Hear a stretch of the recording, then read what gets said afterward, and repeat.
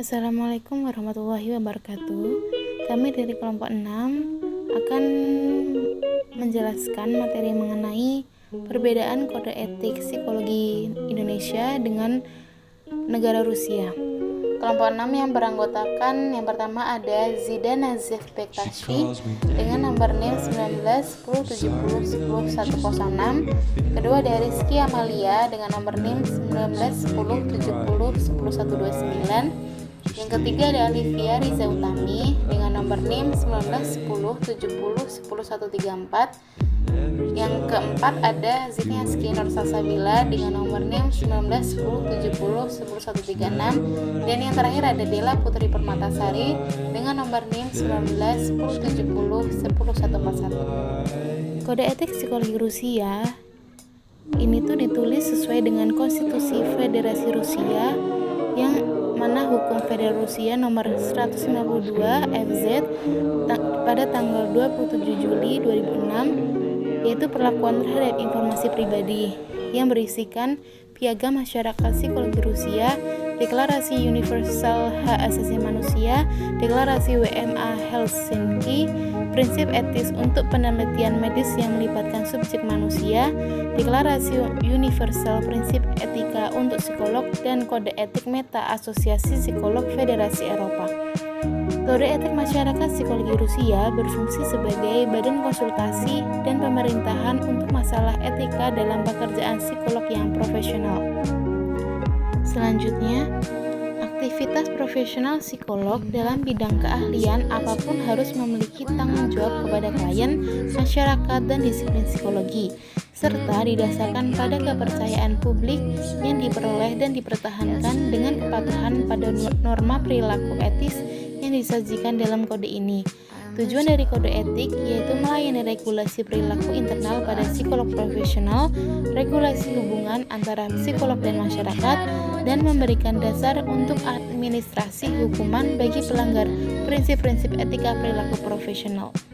Yang selanjutnya, di dalam kode etik negara Rusia ini terdapat berbagai prinsip di dalamnya yang meliputi prinsip etika psikolog, yang dimana psikolog mengintegrasikan pertimbangan etis ke dalam praktik profesional mereka dan menerima nilai-nilai moral universal yang berguna sebagai dasar, seperti penghormatan terhadap martabat dan penentuan nasib sendiri dan semua orang, serta kewajiban untuk berkontribusi pada kesejahteraan dan perkembangan masyarakat. Pertimbangan ini mendasari pekerjaan profesional psikolog dalam dimensi profesional, moral, dan etika. 2. Respect, yang dimana psikolog menghormati martabat dan harga diri semua orang dengan memperhatikan hak-hak mereka yang menjamin oleh Konstitusi Federasi Rusia dan Perjanjian Hak Asasi Manusia Internasional, seperti menghormati perbedaan, tidak melakukan diskriminasi, menjaga kerahasiaan klien, harus memberi penjelasan dan mendapatkan persetujuan dari klien, serta psikolog harus menghormati dan mengenali kemampuan klien untuk membuat keputusan bagi diri mereka sendiri. Yang ketiga, kompetensi, yang mana psikolog menghargai pengembangan berkelanjutan dan pemeliharaan standar kompetensi yang tinggi dalam pekerjaan profesional mereka, dan pentingnya menjaga kemampuan mereka untuk berfungsi secara optimal dalam batas pengetahuan, keterampilan, pelatihan pendidikan, dan pengalaman yang diakui. Yang keempat, tanggung jawab. Psikolog menghargai tanggung jawab mereka kepada klien, masyarakat umum, dan profesi dan ilmu psikolog, termasuk menghindari bahaya dan pencegahan penyalahgunaan atau penyalahgunaan kontribusi mereka kepada masyarakat. Yang kelima, integritas.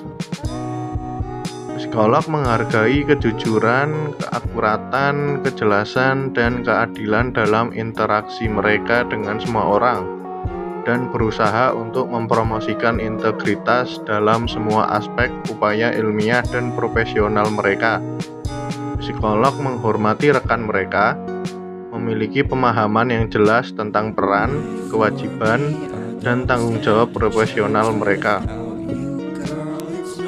Persamaan antara kode etik psikologi Indonesia dan Rusia yang pertama, kode etik psikologi Rusia maupun Indonesia diharuskan untuk menghormati perbedaan pada setiap individu, budaya, dan peran.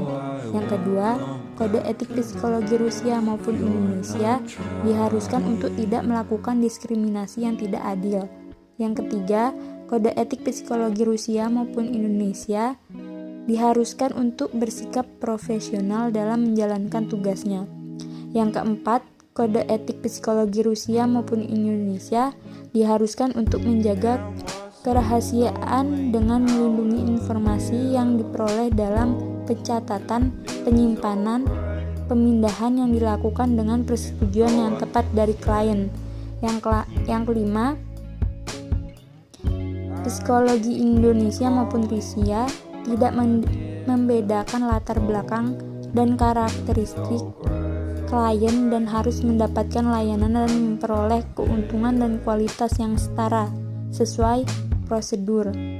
Yang keenam, psikologi Indonesia maupun Rusia sama-sama menghindari hubungan yang melibatkan kedekatan emosional terhadap klien agar tidak terjadi bias dalam penanganan. Pembahasan yang terakhir yaitu mengenai perbedaan antara kode etik psikologi Rusia dengan kode etik psikologi yang ada di Indonesia. Dalam hal ini ada beberapa perbedaan, antara lain sebagai berikut.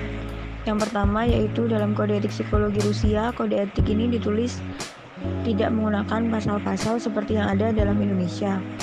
Yang kedua, kode etik psikologi Indonesia ditulis secara lebih detail dan terperinci.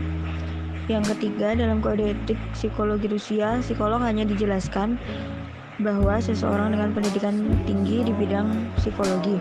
Sedangkan di Indonesia dijelaskan lebih terperinci mengenai tingkatan-tingkatan pendidikan supaya menjadi psikolog. Kemudian yang terakhir yaitu kode etik di Indonesia mempunyai pertimbangan pada hakikat kristalisasi moral yang universal, sehingga penyusunannya sesuai dengan kesepakatan internasional dibandingkan dengan kode etik psikologi yang ada di Rusia. Sekian presentasi dari kelompok 6 mengenai perbedaan antara kode etik psikologi Rusia dengan kode etik psikologi di Indonesia. Kurang lebihnya mohon maaf. Wassalamualaikum warahmatullahi wabarakatuh.